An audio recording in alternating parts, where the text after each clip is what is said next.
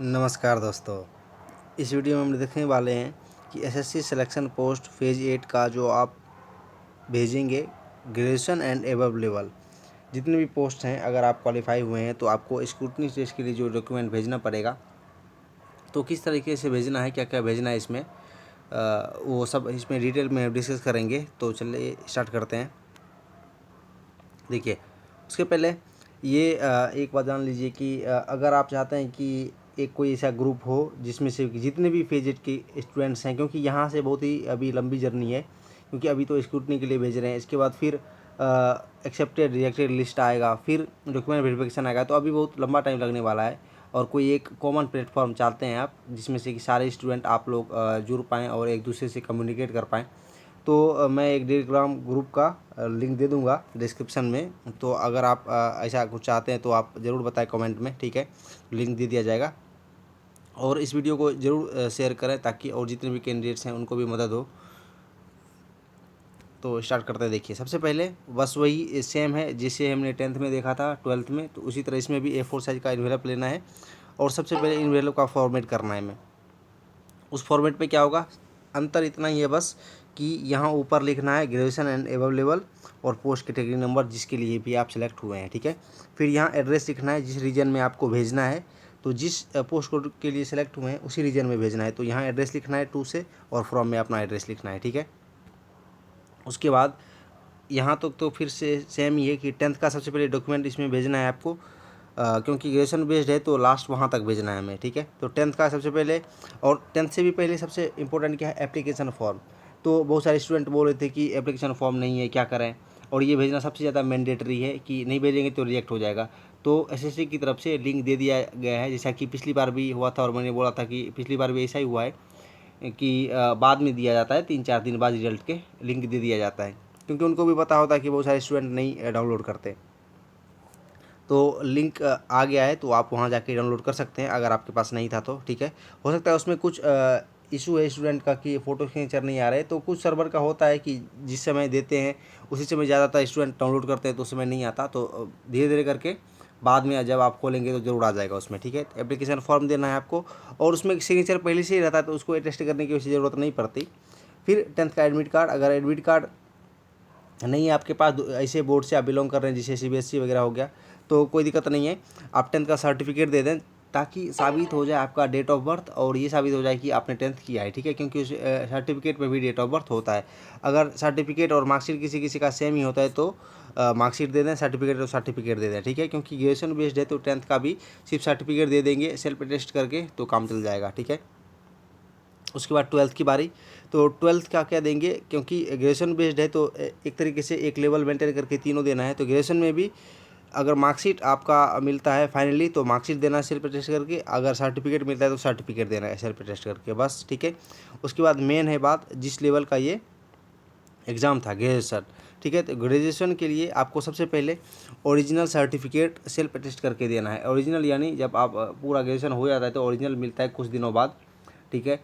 तो original certificate देना है। तो यहाँ भी एक डाउट होता है कि मेरे पास ओरिजिनल नहीं है, क्योंकि कुछ दिनों बाद कहने का सेंस है कि 1 साल या 2 साल बाद ओरिजिनल मिलता है कि आपने ग्रेजुएशन कर लिया, तब तक के लिए प्रोविजनल मिलता है। अगर आपको कहीं एडमिशन लेना है पोस्ट ग्रेजुएशन के लिए तो प्रोविजनल मिलता है। तो जिसके पास भी ओरिजिनल ना हो तो वो प्रोविजनल भेज सकते हैं, बेशक इसमें कोई दिक्कत नहीं होती। प्रोविजनल भी वही है तत्काल के लिए, ये सही होगा, बिल्कुल रिजेक्ट नहीं होता। इसी को आप सेल्फ अटेस्ट करके दे दें अगर ओरिजिनल नहीं है तो, ठीक है। इसके बाद देखिए, ग्रेजुएशन का ये सीन रहता है कि अलग अलग पोस्ट में आप डिटेल क्वालिफिकेशन जरूर चेक करें भेजने से पहले, क्योंकि वो भी चेक करने का तरीका मैंने बताया था। पोस्ट डिटेल में जाके आप एसएससी की साइट पे ही जहाँ से आप प्रिंट कर रहे हैं वहीं एक और लिंक है पोस्ट डिटेल, आप ज़रूर चेक करें। क्योंकि किसी किसी में, जैसे पिछली बार था कि किसी किसी पोस्ट में पूछ रहा था कि अगर ग्रेजुएशन इन मैथमेटिक्स है, ठीक है, बीएससी मैथमेटिक्स, तो 3 साल मैथमेटिक्स कंपलसरी था कि 3 साल आपने मैथमेटिक्स की पढ़ाई की है। तो इसके लिए क्या होता है कि आपको मार्कशीट वहाँ 3 साल का देना पड़ता है, कि जिसमें से कि वो चेक करते हैं कि आपका था या नहीं था। इसी तरीके से हो सकता है कि फिजिक्स हो कि 3 साल में आपका फिजिक्स होना चाहिए, तो आपको 3 साल का देना पड़ेगा, ठीक है। तो इस तरीके से ये सब के लिए नहीं है, लेकिन हाँ अपने पोस्ट के हिसाब से आप क्वालिफिकेशन डिटेल चेक करें ताकि कोई भी गड़बड़ी ना हो। अगर ऐसा कुछ है आपकी पोस्ट में तो आप ज़रूर चेक करें और सारे ईयर का, फर्स्ट सेकेंड थर्ड ईयर का भेजें। अगर ऐसा कुछ नहीं है तो आपको सर्टिफिकेट देना है, या वो भी नहीं है तो प्रोविजनल देना है। ठीक है, तो आप बात को समझ पा रहे हैं क्या मैं बताना चाह रहा हूँ। तो सबसे पहले मैंडेटरी है कि आप पोस्ट का क्वालिफिकेशन डिटेल में चेक करें। ठीक है, इसके बाद है एक्स्ट्रा। ये तो हो गया कि फॉर्मल तरीके से ग्रेजुएशन बेस, जैसे CAGL का एग्जाम होता है कि उसमें सिंपल ग्रेजुएशन, लेकिन ये सिलेक्शन पोस्ट का है, इसमें सिंपल ग्रेजुएशन बहुत ही कम ही वैकेंसी होती है, तो इसमें एक्स्ट्रा भी आपको देने पड़ेंगे। तो एक्स्ट्रा क्या है, तो पहले देख लेते हैं हम कास्ट सर्टिफिकेट। अगर किसी कास्ट से आप बिलोंग कर रहे हैं, उसी कास्ट से आप ने फॉर्म फिल किया है, तो आपको कास्ट सर्टिफिकेट जरूर देना पड़ेगा, उसको भी सेल्फ अटेस्ट करके देना है। ठीक है, अगर क्रूशियल डेट में है, कहने का सेंस है 2020 की वैकेंसी है, तो 2020-21 फाइनेंशियल ईयर का है, तब तो अति उत्तम है। ठीक है, पहले का है तो आप रिन्यू करवा पाएँ तो करवा के दे सकते हैं। ठीक है, वैसे रिजेक्ट नहीं होता, क्योंकि as per rule supreme court का आया था, क्योंकि CGL और CHSL में भी यही देखा गया है कि जिसका क्रूशियल डेट में होता है उसको क्लियर मिलता है, और जिसका नहीं होता उसको प्रोविजनल दिया जाता है। ठीक है, तो लेकिन रिजेक्ट नहीं होता। फिर आगे देखिए, यही है मेन कि जिस पोस्ट के लिए आप क्वालिफाई हुए हैं उसमें कोई एक्सपीरियंस सर्टिफिकेट इसेंशियल है क्या, मतलब मांग रहा है, या टेक्निकल कोई सर्टिफिकेट मांग रहा है।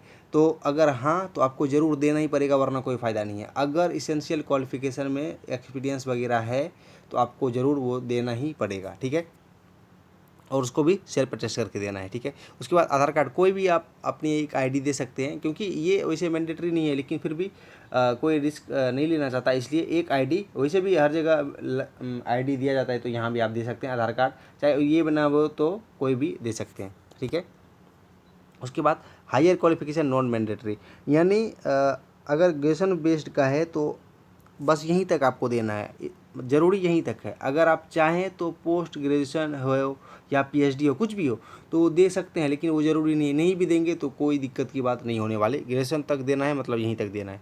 अगर आप तसल्ली के लिए देना चाहते हैं, जैसे 10th का होता है कि 10th बेस एग्ज़ाम है, क्या मैं वो मतलब 12th का दे सकता हूँ, तो आप तसल्ली के लिए चाहें तो दे सकते हैं, लेकिन नहीं भी देंगे तो कोई दिक्कत नहीं होने वाली। ठीक है, जिस पोस्ट की वैकेंसी है वहाँ तक आपको देना ज़रूरी है। ठीक है, उसके बाद है कि एग्ज़ाम का एडमिट कार्ड, क्योंकि बहुत सारे डाउट होते हैं मन में कि एग्ज़ाम जो आपने दिया होगा उसका भी एडमिट कार्ड देना है क्या, नहीं वो देना ही नहीं, क्योंकि आप एप्लीकेशन फॉर्म दे ही रहे हैं तो उसकी कोई भी ज़रूरत नहीं होती देने में। डोमिसाइल वगैरह वो भी नहीं लगता, कोई ज़रूरत नहीं है डोमिसाइल की। फिर एक बात और है कि हो सकता है आपने 3-4 फॉर्म भरा होगा कि कहीं वेस्टर्न रीजन के लिए, फिर ईस्टर्न, फिर नॉर्दर्न, ऐसे करके, तो जितने भी फॉर्म भरे हैं और जितने पोस्ट के लिए आप क्वालिफाई हुए हैं, भले वो एक रीजन में हो या भले ही वो अलग अलग रीजन में हो, सबके लिए आपको सेपरेट इन्वेलप देना है। हो सकता है कि आपने वेस्टर्न रीजन में ही 3-3 पोस्ट के लिए फॉर्म भरा और तीनों का आपने Tier 1 क्वालिफाई किया है, तो क्या करना है कि तीनों के लिए अलग अलग इन्वेलप देना है। ठीक है, जितने पोस्ट के लिए आपने क्वालिफाई किया अलग अलग इन्वेलप देना है। ठीक है, और इसके बाद बात आती है, जब सब चीज़ तैयार हो गया तो आपको स्पीड पोस्ट करना है। बस वही, ये 3-4 दिन में हार्डली पहुँच जाता है, इसमें कोई टेंशन की बात नहीं है। अच्छे से चेक कर लें, अच्छे से चिपका भी दें ताकि बीच में कहीं खुल ना जाए। वैसे ये सब तो माइनर बातें हैं, बाकी स्पीड पोस्ट कर देना है। ठीक है, अभी भी अभी से भी है टाइम, वैसे 2 दिन की तो छुट्टी है, फिर भी अगर 3-4 दिन बाद भी आप भेजते हैं तो कोई टेंशन की बात नहीं, 30 तक पहुंचने वाला है। हो सकता है किसी किसी जोन में डेट बढ़ा भी दिया जाए, लेकिन उसका इंतज़ार नहीं करना, आप जितना जल्दी हो सके लेकिन केयरफुल्ली आप सेंड कर दें, हर चीज़ को देखते हुए। ठीक है, ताकि कोई भी बाद में प्रॉब्लम ना हो। तो इस वीडियो में इतना ही बताना था। आई होप मैंने सारा इसमें डाउट क्लियर कर दिया है, फिर भी कुछ हो तो आप ज़रूर बताएं। उसके बाद अगर वीडियो सही लग रही है, इन्फॉर्मेटिव लग रही है, तो आप ज़रूर चैनल को सब्सक्राइब करें और शेयर भी करें, ताकि जिसको ज़रूरत होगी वो भी इस को देख के लाभ उठाएंगे। ठीक है,